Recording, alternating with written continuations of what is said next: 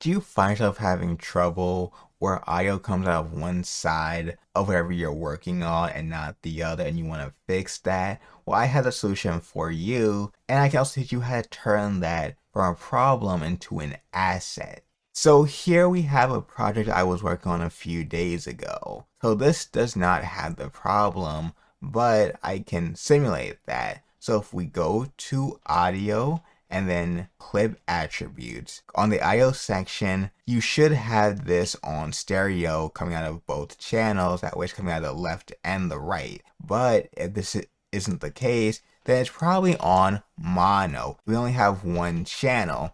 Now, I want to show you a cool thing you can actually try. So if you put this on mono, for example, right? I'm not going to save this. Let's say I did save this. And then I go to my background music, for example, and then do the same thing and it's on mono. So this is on 2 and the other one is on 1. So now if you're listening to my video with these settings, then you would hear my voice coming out of one side and the music coming out of another side. You can use this for things like podcasts or maybe a video where you're just talking to somebody. So then each person's voice is going to be heard from either the left or the right for people wearing headphones. Otherwise, people who aren't wearing headphones probably won't have the ability to notice that.